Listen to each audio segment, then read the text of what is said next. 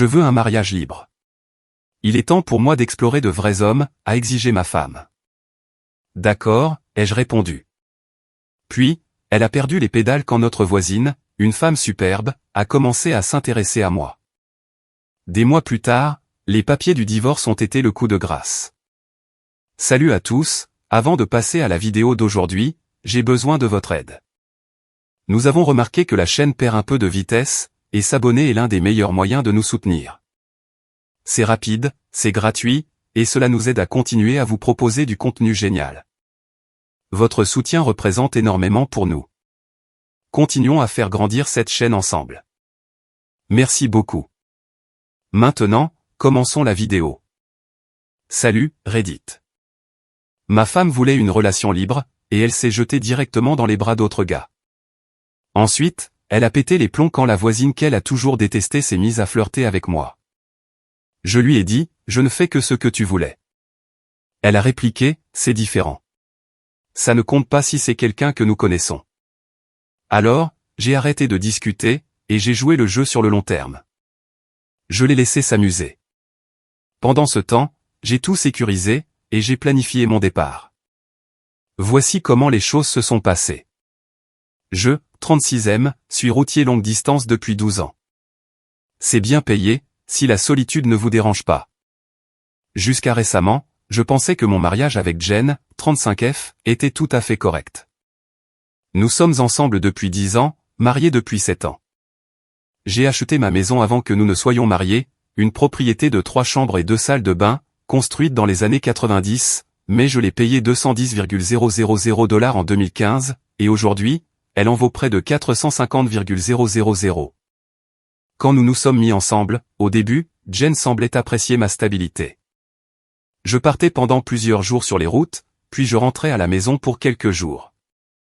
Nous avions un système, elle travaillait dans un bureau d'assurance et gérait la cuisine, tandis que je m'occupais des réparations et de l'entretien du jardin. C'était un arrangement simple qui fonctionnait, une division pratique du travail qui était logique, compte tenu de mon emploi du temps. Notre vie n'était pas digne d'un compte Instagram, selon les critères d'aujourd'hui, mais elle était solide. Nous partions camper dans les montagnes, nous passions du temps avec un petit cercle d'amis, et nous regardions des films le week-end, des choses normales. Je pensais que nous étions sur la même longueur d'onde concernant la signification du mariage, un partenariat, de la loyauté, et la construction d'un projet commun. Puis, les choses ont basculé quand sa sœur, Vanessa, 38F, est revenue s'installer en ville après son deuxième divorce.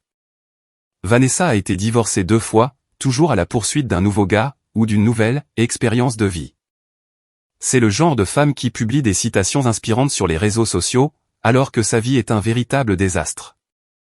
Soudain, elle était constamment chez nous, remplissant la tête de Jen avec des histoires de vacances exotiques, d'aventures d'un week-end, et lui racontant que la vie est trop courte pour être enchaînée.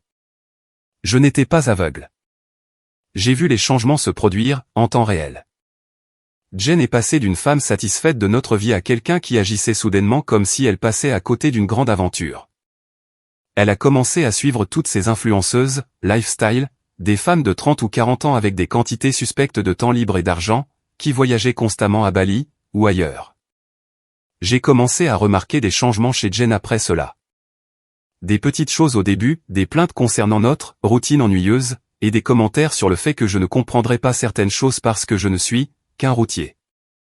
Comme si, soudainement, le travail qui payait pour tout était devenu quelque chose de méprisable. Elle levait les yeux au ciel quand je parlais d'épargner pour la retraite, ou pour des améliorations dans la maison. Elle a commencé à faire ces commentaires bizarres sur d'autres couples que nous connaissions. Par exemple, savais-tu que Mike et Sarah font une thérapie? Apparemment, ils travaillent sur des problèmes de compatibilité sexuelle. Elle lâchait ces petites bombes pendant le dîner, comme s'il s'agissait de sujets de conversation totalement normaux. Il y a 3 mois, elle a quitté son emploi sans même en discuter avec moi.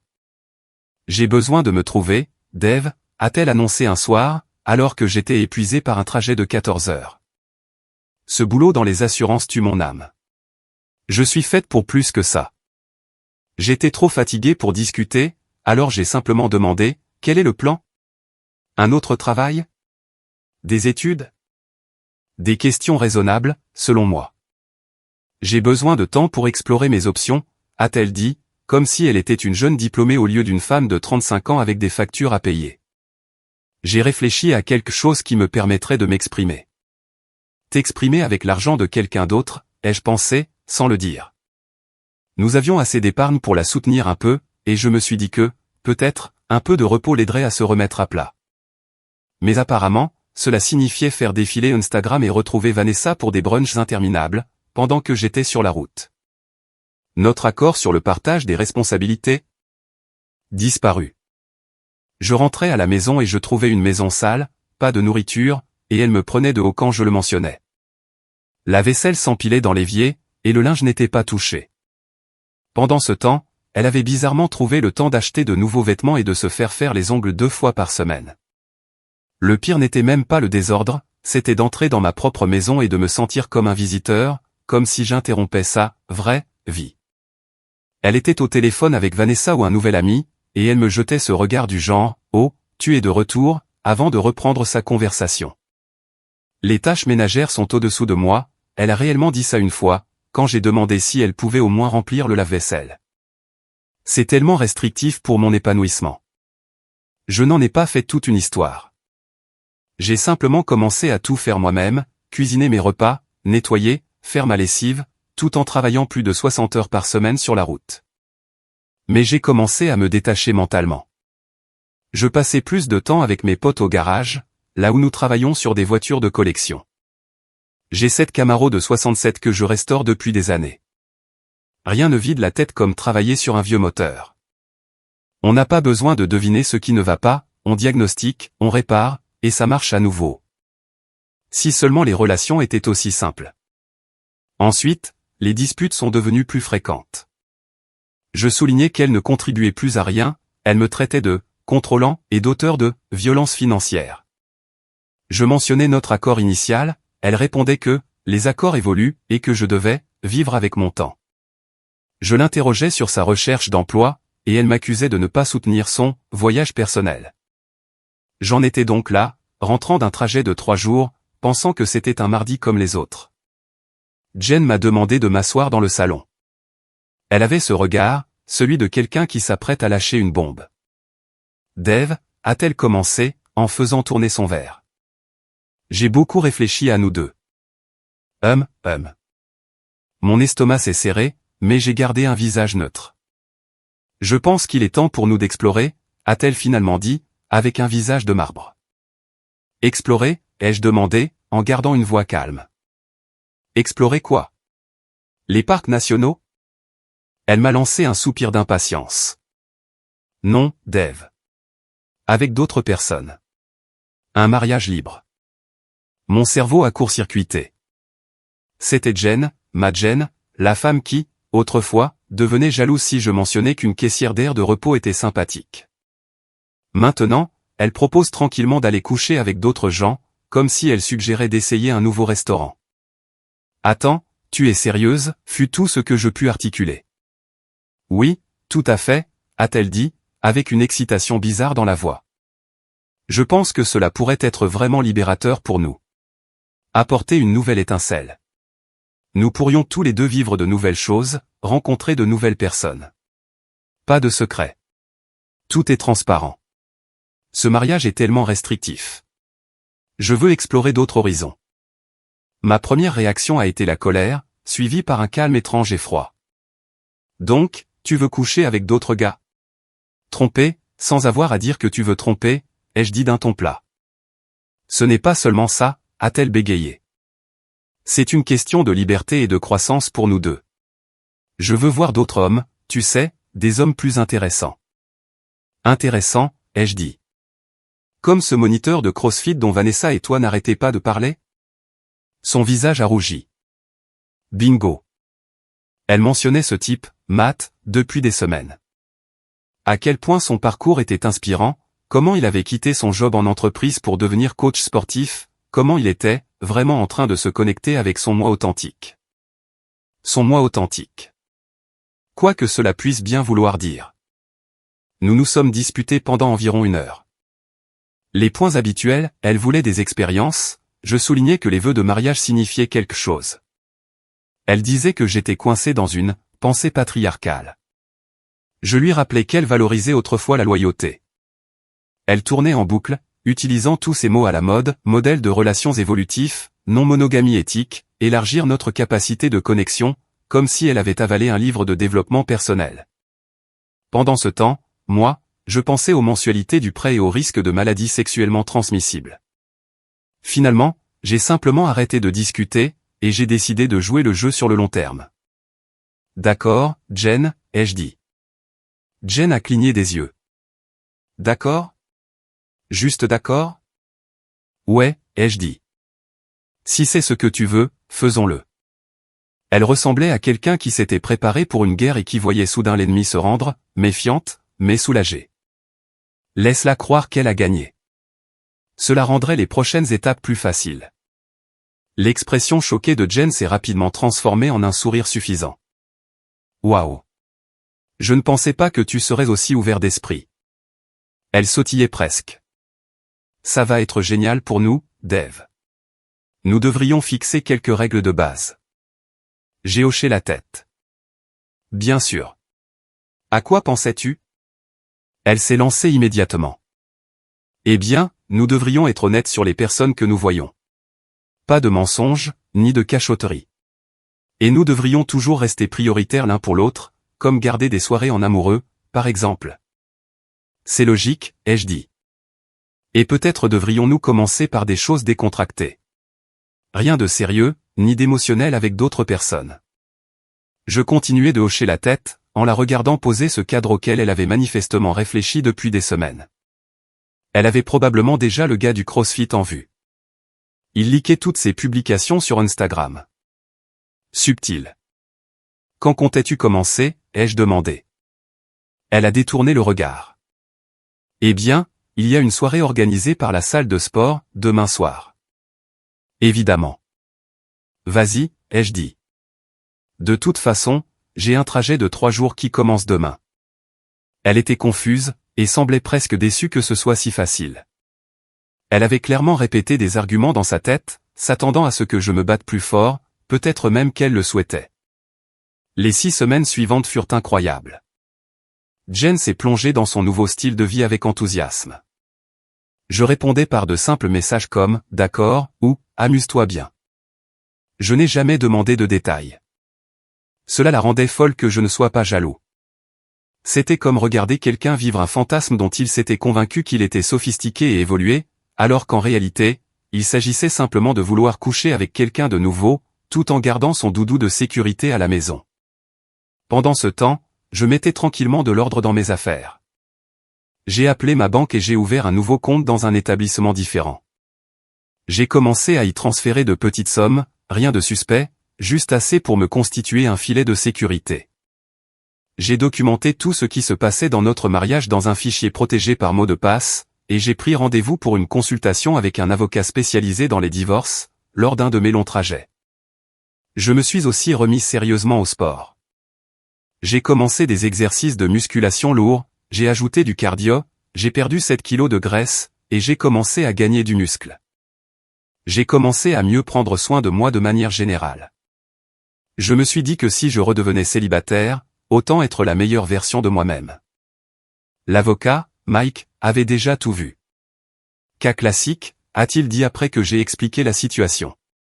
Elle veut le beurre et l'argent du beurre. Votre maison a été acquise avant le mariage, elle est donc protégée. Pas d'enfant, cela rend les choses plus simples.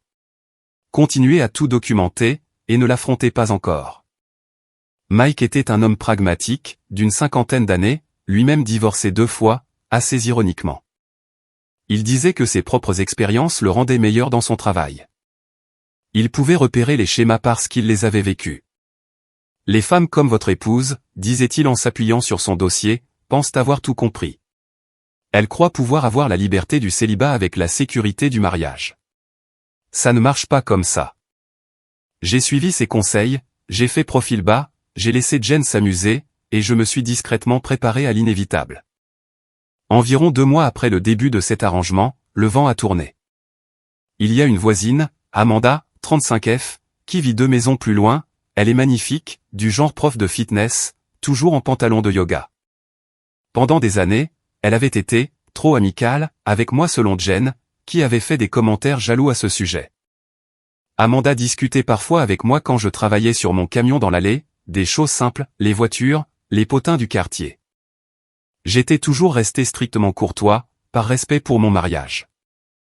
Amanda était célibataire, sans enfant, et donnait des cours de fitness dans un studio du centre-ville. Un samedi, j'étais en train de faire la vidange de mon camion quand Amanda s'est approchée. « Salut, voisin », a-t-elle dit avec un sourire en coin, s'appuyant contre ma caisse à outils. « On ne t'a pas beaucoup vu ces derniers temps. » « J'ai été beaucoup sur la route », ai-je répondu, en m'essuyant les mains sur un chiffon. Elle était superbe, débardeur, short, la totale. Elle m'a souri différemment de d'habitude, de manière plus intense. « Dis, j'ai entendu dire par les bruits du quartier que Jen et toi aviez un genre d'arrangement maintenant. » J'ai levé les yeux vers elle. « Où as-tu entendu ça ? » C'est un petit quartier. On a vu Jen avec ce gars plusieurs fois. C'est assez évident. Elle a haussé les épaules. Je me demandais juste si c'était réciproque. Avant que je ne puisse répondre, la voiture de Jen est entrée dans l'allée. Son visage, quand elle a vu Amanda me parler, était impayable, une panique totale. Elle a pratiquement couru vers nous. « Dave, qu'est-ce qui se passe ?» Amanda a souri innocemment. Je disais juste bonjour à Dave. « C'est ça », a dit Jen, les yeux faisant la navette entre nous.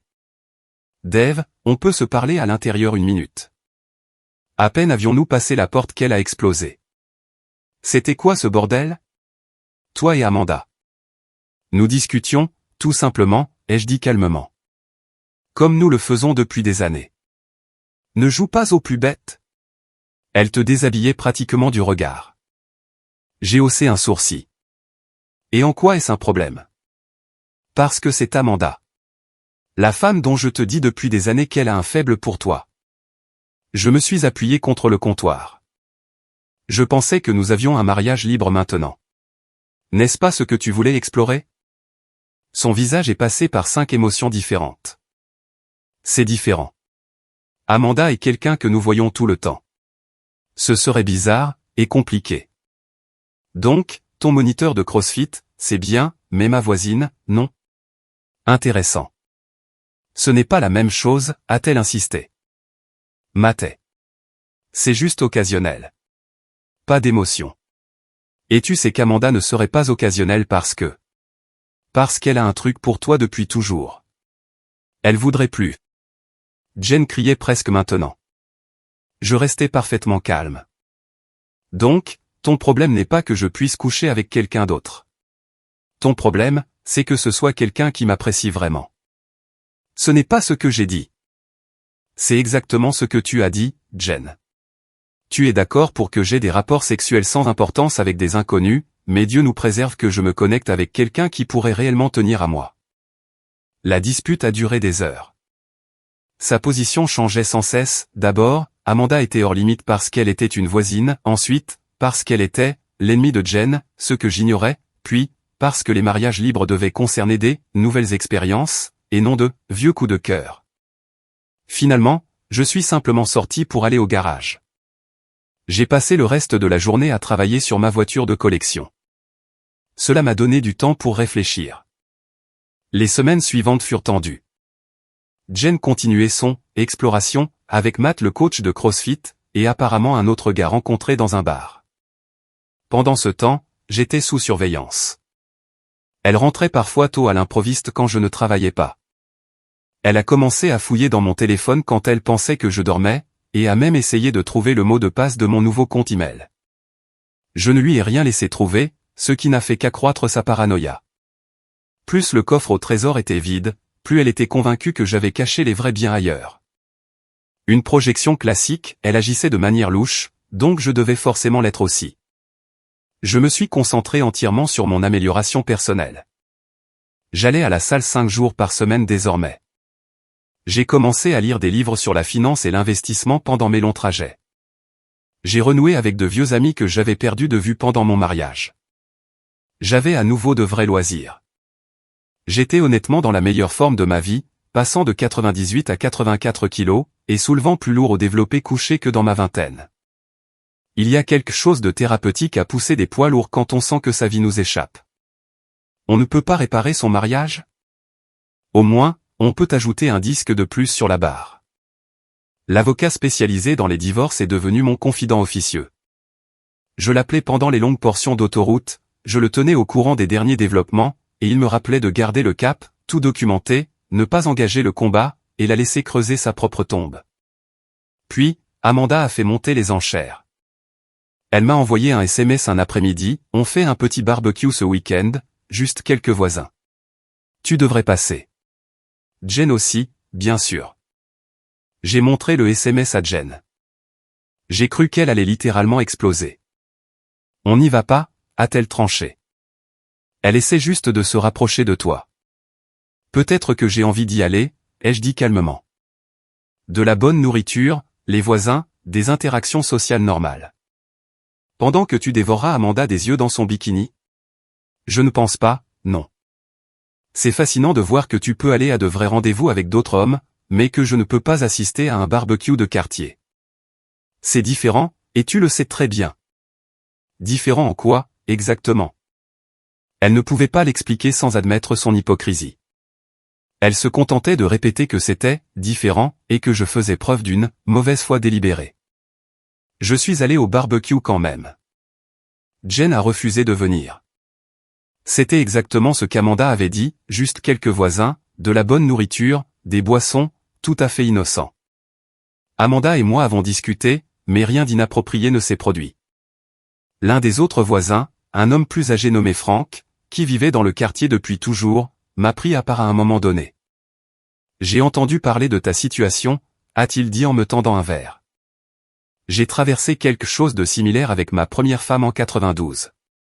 Ces histoires de mariage libre ne fonctionnent jamais comme on nous les vend.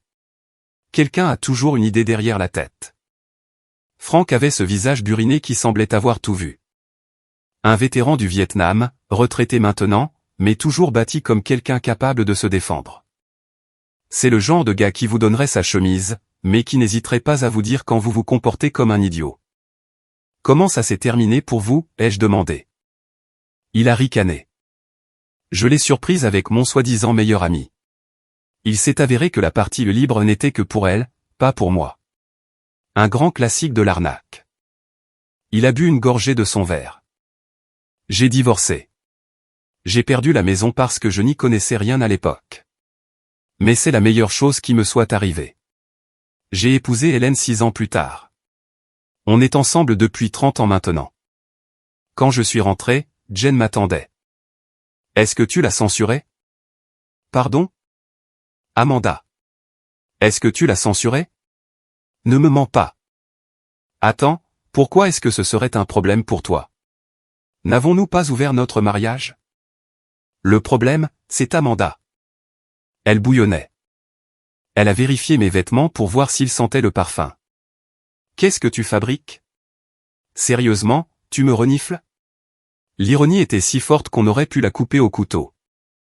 Elle cherchait des preuves de tromperie, alors qu'elle avait des soupçons qu'elle ne prenait même pas la peine de cacher. Arrête de me mentir, bon sang. Le lendemain, Vanessa s'est présentée à la maison pendant que Jen était sortie avec l'un de ses gars.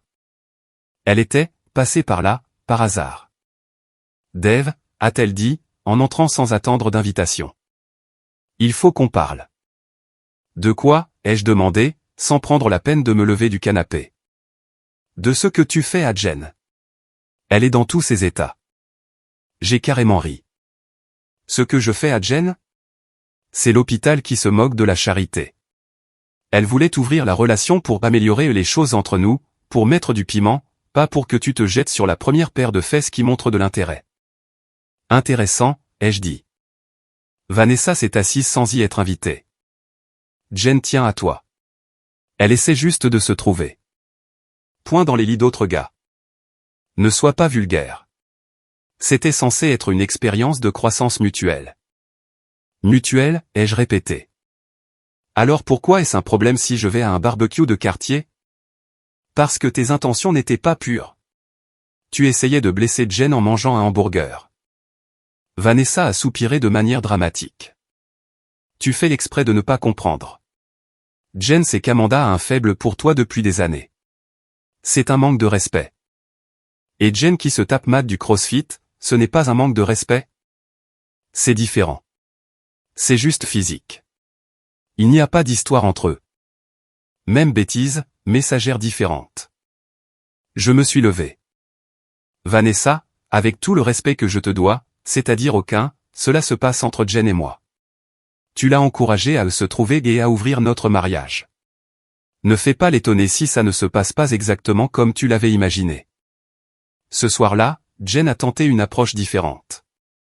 Elle est rentrée vêtue de presque rien et a essayé de me séduire. Je n'étais pas intéressé. Qu'est-ce qui ne va pas, a-t-elle demandé. Je pensais que nous pourrions nous reconnecter. Je ne suis pas d'humeur, ai-je répondu. C'est à cause d'elle, a-t-elle exigé, son numéro de séduction s'évanouissant instantanément. Non, c'est juste que je n'ai pas envie. Tu me punis. J'ai accepté exactement ce que tu voulais. 4 mois après le début de notre mariage libre, je documentais tout, chaque dispute sur ses doubles standards, chaque fois qu'elle rentrait tard après avoir été avec un autre gars, chaque dollar qu'elle dépensait de notre compte joint pour son nouveau style de vie, vêtements, dîner, chambre d'hôtel. J'avais un compte email séparé dont elle ignorait l'existence, où je transférais toutes nos conversations par SMS et des captures d'écran de ses réseaux sociaux. Elle y publiait des bêtises vagues sur le fait de se trouver, aider, explorer de nouvelles connexions, tout en se plaignant, dans la même foulée, de problèmes de confiance et de trahison émotionnelle en faisant référence à moi. La séparation mentale était totale. Je la regardais désormais comme une étrangère. Il y a eu un soir, environ 3 mois après le début, où je suis rentré plus tôt que prévu d'un trajet. Je suis entré et j'ai trouvé Jen et Vanessa assises à la table de la cuisine avec une bouteille d'eau gazeuse, en train de planifier ce qui ressemblait à mon exécution financière. On doit juste trouver comment mettre ton nom sur l'acte de propriété d'une manière ou d'une autre, disait Vanessa, ou au moins établir que tu as contribué de manière significative à la valeur de la maison. Je suis ressorti silencieusement, puis j'ai fait mine d'entrer bruyamment 1 minute plus tard.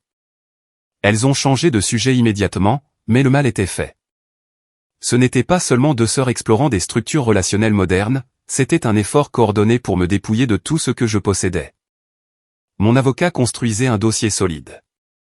Dans notre État, l'adultère n'a pas beaucoup d'importance pour le divorce, mais l'irresponsabilité financière et l'abandon, oui. Et Jen cochait les 2 cases. Elle avait quitté son emploi, ne contribuait plus au foyer, et dépensait notre argent librement. Pendant ce temps, je payais le prêt de ma maison, acquise avant le mariage, toutes les factures, et je gérais toujours l'entretien et le ménage. Un cas d'école d'abandon des devoirs conjugaux. Mais je suis resté de marbre. Je ne l'ai pas confronté, je n'ai pas fait de vagues. J'ai simplement continué ma vie et je me suis préparé. Pendant ce temps, ma transformation physique se poursuivait de manière régulière. Ma confiance en moi avait grimpé en flèche. Mes vêtements m'allaient mieux, ma posture s'était améliorée, même mon patron a remarqué les changements positifs. Quoi que tu fasses en ce moment, m'a-t-il dit un jour, continue. Tu as une bonne tête, et tu travailles mieux que jamais. Amanda était devenue une alliée inattendue, pas sur le plan romantique, mais comme quelqu'un qui voyait clair dans le jeu de Jen. Elle était au café hier, m'a envoyé Amanda pendant un trajet vers Cincinnati. Avec un gars, ils agissaient comme un couple. Puis elle a eu le culot de me lancer un regard noir quand elle m'a vu. Jen menait une double vie, l'épouse dévouée quand ça l'arrangeait, la célibataire fêtarde quand ce n'était pas le cas. J'ai également installé des caméras de sécurité dans les parties communes de la maison. C'était tout à fait légal puisque c'était ma propriété d'avant-mariage. Je ne l'ai pas dit à Jen. Les caméras l'ont capté en train de ramener des gars à la maison quand j'étais sur la route, chose qu'elle avait spécifiquement promis de ne pas faire. Notre lit est notre espace, avait-elle affirmé en fixant les règles initiales. Apparemment, cette règle ne s'appliquait qu'à moi. Les caméras l'ont aussi surprise en train de fouiller dans les tiroirs de mon bureau, de vérifier mon courrier, cherchant Dieu sait quoi, des documents financiers probablement, ou des preuves de mes propres incartades qu'elle pourrait utiliser contre moi. J'ai aussi entendu, par hasard, Vanessa et elle dire du mal de moi dans mon propre salon, planifiant comment me gérer, discutant de ce qu'elle ferait de la maison le moment venu, comme si elle allait un jour lui appartenir. Je dois juste le calmer jusqu'à ce que je décide de ma prochaine étape, disait Jen. Matt est amusant, mais il n'a pas vraiment l'étoffe d'un mari, et je dois être intelligente avec cette maison. Elle vaut une fortune maintenant, avec l'état actuel du marché. Elles ont continué à discuter de la manière dont elles pourraient revendiquer une propriété partielle de la maison, malgré le fait qu'il s'agissait d'un bien acquis avant le mariage. Vanessa suggérait de prétendre qu'elle avait contribué de manière significative à son entretien et à son amélioration, ce qui était risible puisqu'elle n'avait même jamais changé une ampoule. J'ai envoyé l'enregistrement à mon avocat. Il était aux anges. C'est de l'or en barre, a-t-il dit. Une preuve claire de l'intention de frauder. Continuez d'enregistrer. C'est ce que j'ai fait. Chaque conversation, chaque dispute, chaque mensonge, tout était documenté, sauvegardé, et envoyé à mon avocat. Pendant ce temps, ma stratégie de sortie prenait forme. J'avais loué un box de stockage pour mes possessions importantes, les héritages familiaux, les documents, la petite collection d'armes que mon grand-père m'avait laissée, tout ce qui ne pouvait pas être remplacé ou que je ne voulais pas risquer de perdre dans le chaos inévitable de la séparation. J'avais transféré environ 60% de notre épargne commune sur mon nouveau compte. Pas assez pour que ce soit considéré comme une dissimulation d'actifs, mais assez pour m'assurer de ne pas me retrouver sur la paille si elle essayait de vider les comptes. J'attendais mon opportunité avec Jen, et elle est arrivée bientôt. 6 mois après le début de notre mariage libre, les choses atteignaient un point de rupture. Jen devenait négligente, elle restait dehors toute la nuit, prenait à peine la peine de mentir sur l'endroit où elle se trouvait, et dépensait l'argent comme s'il coulait à flot. J'avais stratégiquement déplacé la majeure partie de nos fonds communs vers mon compte séparé, ne laissant que le nécessaire pour les factures et les dépenses de base, plus un tampon confortable qu'elle pouvait brûler avec ses brunchs et ses rendez-vous à l'hôtel, juste assez pour ne pas éveiller les soupçons. Elle n'avait même pas vérifié le solde une seule fois depuis des mois, trop occupée à se trouver, pour regarder les relevés bancaires ou se demander d'où venait l'argent, puisqu'elle ne travaillait pas. Puis, un soir, tout a changé. Je suis rentré d'un trajet de 3 jours et j'ai trouvé Jen et Matt du CrossFit dans notre salon, en train de boire et ayant l'air très à l'aise. « Dave » a-t-elle dit avec une fausse joie. « Tu te souviens de Matt ?» Matt avait l'air mal à l'aise, mais essayait de faire bonne figure. « Salut, mec. Ravi de te rencontrer enfin convenablement. » Il était exactement comme je l'imaginais, la trentaine, une coupe de cheveux coûteuse, le genre de muscles qui viennent d'un entraînement ciblé sur l'apparence en oubliant les jambes, portant un de ces t-shirts techniques qui coûtent $80 mais qui ne sont, au fond, que du polyester. Voir Matt là, les pieds sur mon canapé, c'était déjà mal. Mais le voir verser mon Lagavulin d'anniversaire dans un gobelet en plastique? C'était la goutte de trop. J'ai posé mon sac de voyage. Tu bois mon Lagavulin. Jen a balayé l'air d'un geste dédaigneux. Ne sois pas mesquin. C'est moi qui ai acheté cette bouteille. C'était faux. C'était un cadeau d'anniversaire de mon frère, et elle m'avait regardé l'ouvrir le mois dernier. Mais là n'était pas la question. Tu l'as amené chez nous, ai-je dit d'un ton plat. C'était l'une de tes règles. Pas de visite à la maison. Je pense que nous avons dépassé ce stade maintenant, a-t-elle dit en levant les yeux au ciel. Ça fait 6 mois. Les règles évoluent, comme elles ont évolué pour Amanda. Matt regardait entre nous deux, sentant clairement la tension. Je devrais peut-être y aller. Non, reste, a insisté Jen, en posant sa main sur son bras. Dave fait juste son cinéma. C'est ma maison aussi. Quelque chose en moi a craqué à ce moment-là. J'en avais fini. En fait, ai-je dit calmement, non. Pardon, les yeux de Jen se sont rétrécis. Cette maison n'est pas la tienne. Elle ne l'a jamais été. Je l'ai achetée avant notre mariage. Tu n'as contribué à rien, ni aux prêts, ni aux impôts, ni à l'entretien. Légalement, tu n'es, au mieux, qu'une locataire. Son visage est devenu rouge de colère. Comment oses-tu? Nous sommes mariés. Ce qui est à toi est à moi. Ce n'est pas ainsi que fonctionnent les biens propres dans cet état, ai-je dit. Mais je suis sûr que Vanessa te l'a dit quand vous discutiez de la façon de me prendre la maison le moment venu. Le visage de Jen est devenu livide.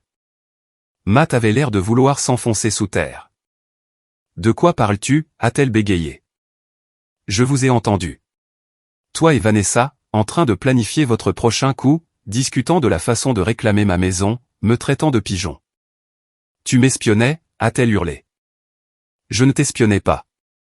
Je protégeais mes actifs contre quelqu'un qui a explicitement déclaré son intention de me les prendre. Matt s'est levé. Je m'en vais. Ce n'est pas ce que tu m'as dit, Jen. Elle l'a ignoré, totalement concentrée sur moi.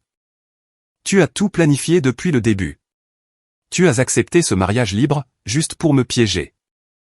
J'ai littéralement ri. Te piéger à quoi? À coucher avec d'autres hommes? À inviter ta sœur pour comploter contre moi? À ramener ton pote de baisse chez moi, pour boire mon whisky?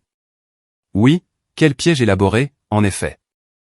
Matt se dirigeait déjà vers la porte. Un type intelligent. Ne t'avise pas de partir, a crié Jen derrière lui. Ce n'est pas à propos de toi.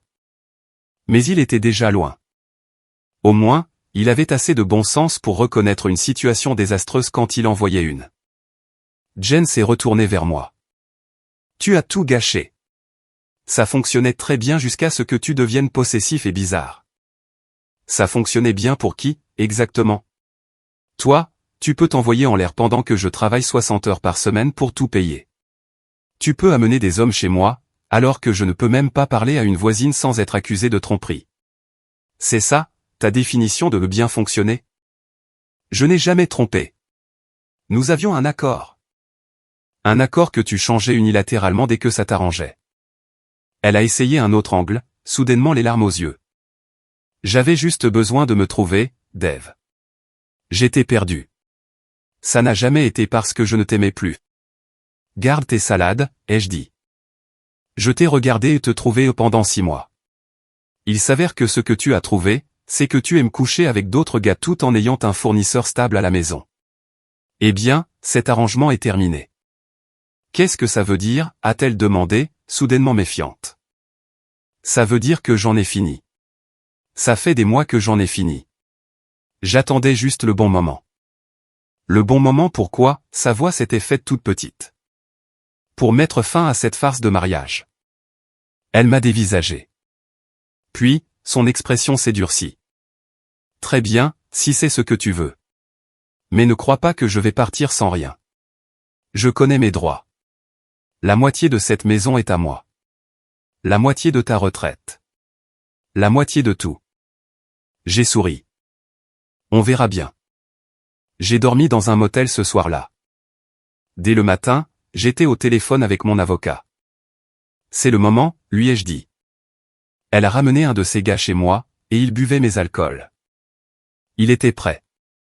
Les papiers étaient préparés, tout était organisé pour maximiser ma position et minimiser ses prétentions.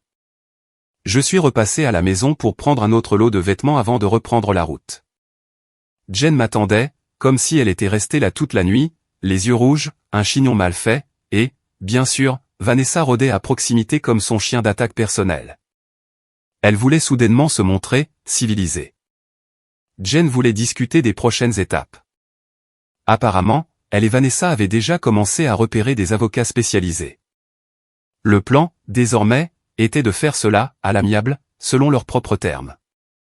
Vanessa a eu le culot de suggérer que Jen méritait probablement au moins 60 ou 70% de tout, puisque j'étais, clairement celui qui rompait le contrat de mariage. Un pur délire sans aucun fondement juridique. Mais elles hochaient toutes les deux la tête comme s'il s'agissait d'une loi établie. Jen agissait comme si elle méritait une part de tout. Elle affirmait avoir contribué en étant présente et en apportant un soutien émotionnel, tout le scénario habituel. Vanessa en a rajouté, disant que Jen avait été le pilier du foyer. Je n'ai même pas discuté. Inutile. La réalité était simple, elle ne nettoyait pas, ne travaillait pas, et n'entretenait rien. Chaque fois que je rentrais d'un trajet, l'endroit ressemblait à une scène de crime. C'est moi qui m'occupais du ménage, des factures, du jardin, de tout.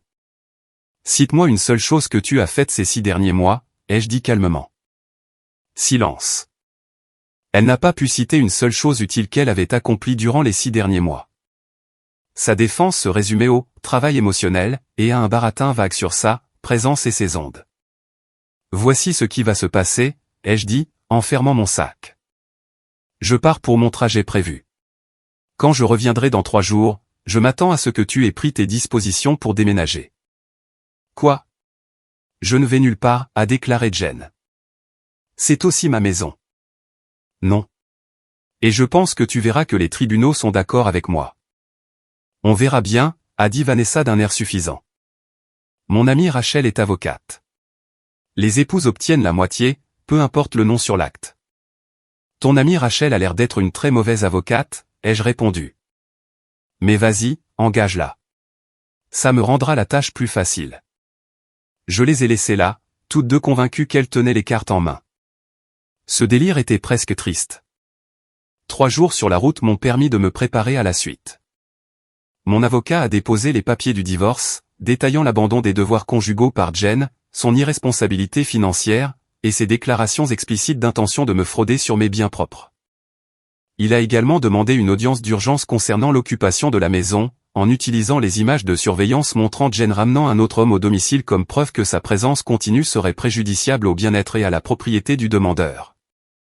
Quand je suis revenu de mon trajet, Jen et Vanessa m'attendaient avec leurs propres documents, une liste de demandes écrites à la main. Dave reconnaît la propriété de 50% de la maison, verse une pension alimentaire de 3,000 $ par mois pendant 5 ans, transfère 50% de son plan d'épargne retraite à Jen, couvre tous les frais de justice de Jen, et lui fournit une assurance santé pendant 3 ans après le divorce. C'est notre position de départ, a dit Vanessa, comme si elle était une négociatrice de haut vol. Nous sommes prêtes à être raisonnables, si tu le es aussi. J'ai parcouru la liste et je la lui ai rendue. Ouais, non. Comment ça, non, a demandé Jen. Ce n'est pas comme ça que ça marche, a aboyé Vanessa, le visage rouge. Tu penses que tu peux jeter Jen comme ça, après qu'elle t'a donné les meilleures années de sa vie? Tu es pathétique. En fait, c'est exactement comme ça que ça marche. J'ai sorti ma propre enveloppe et je l'ai tendue à Jen. Elle l'a ouverte, les mains tremblant légèrement. À mesure qu'elle lisait, son visage est passé de la confusion au choc, puis à la fureur. C'est quoi ces conneries?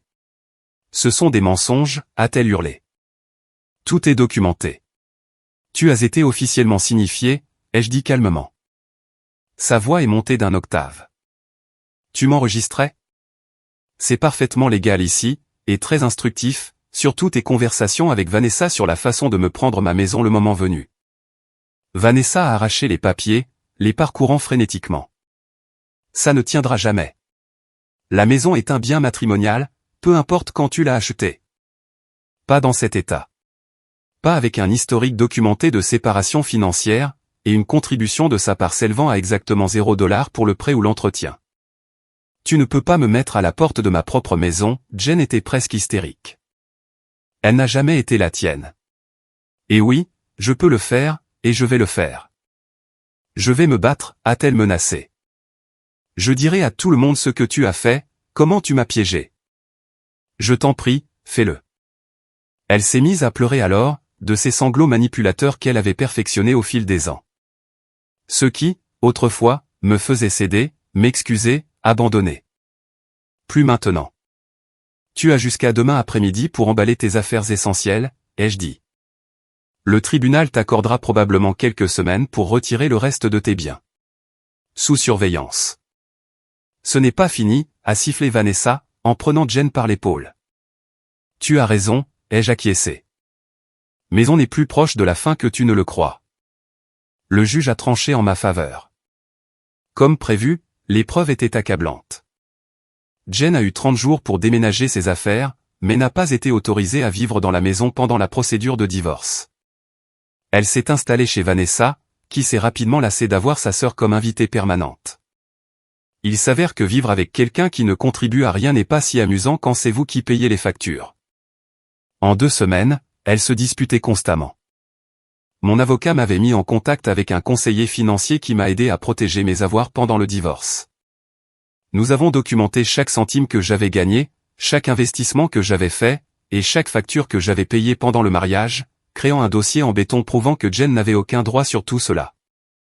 L'avocat de Jen, pas l'ami de Vanessa, Rachel, mais un avocat commis d'office après que Rachel a examiné les preuves et refusé de prendre l'affaire, lui a conseillé d'accepter l'offre de règlement que mon avocat avait préparée. La maison reste mienne, en tant que bien propre. Je garde l'intégralité de mon épargne retraite et de ma pension. Je ne paie aucune pension alimentaire. Elle garde sa voiture, qui était à son nom. Elle reçoit un versement unique de 10,000 $, bien moins que ce qu'elle voulait, mais plus que ce qu'elle méritait. Elle a lutté au début, toujours convaincue qu'elle pourrait obtenir la moitié de tout, mais à mesure que les preuves s'accumulaient et que sa position s'affaiblissait, elle a fini par capituler. Le divorce a été finalisé 4 mois plus tard.